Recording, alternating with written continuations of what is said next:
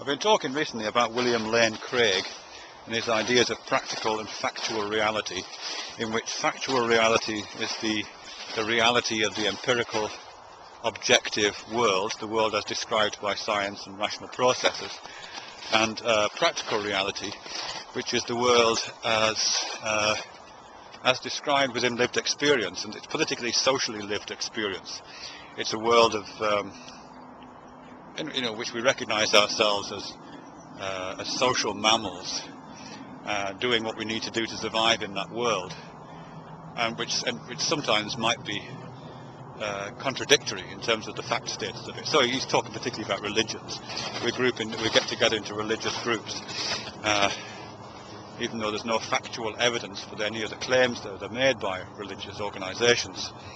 There's often a great deal of practical benefit to be gained from having those kind of shared beliefs. And that's his claim, at least. And he says that's the world of practical reality.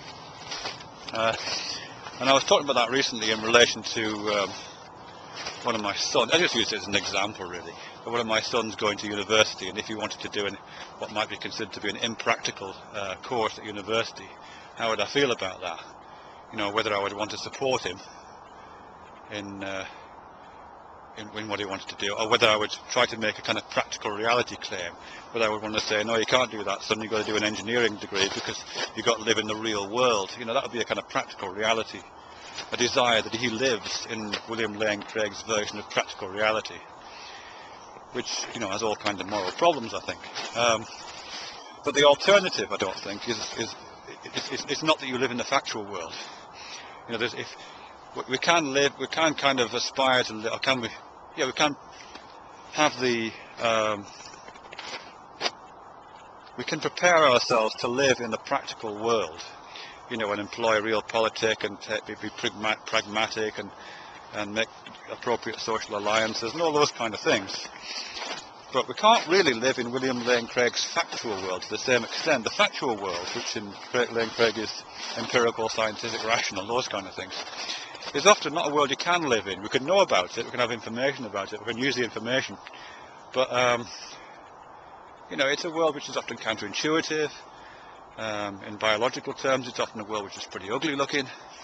So it isn't necessarily a viable alternative to say, instead of living in the practical world because it's immoral, you live in the factual world because it's factual, but actually that's impractical. So I'm just wondering if there's a third alternative. And I'm just thinking right now about some kind of aspirational world. And I know that sounds a bit ridiculous, really. I suppose this is coming from a quotation. I can't remember the person who said it, but it's a quotation about human beings. And the quotation is something to the effect that human beings are the only animals who are judged not on their behaviour, not on their actual behaviour, but on their ideal behaviour. We're not judged on the basis of what we're doing. We're judged on the basis of some kind of ideal behaviour which we would do if we were living in an ideal world. So our judicial system, for example, isn't based on the idea of practical utility to the individual. If it was, then it would make perfect sense for people to commit crimes if it benefited them. We don't. Our judicial system is based on the idea that if we all obeyed the law, the world would be a much more ideal place than it is right now.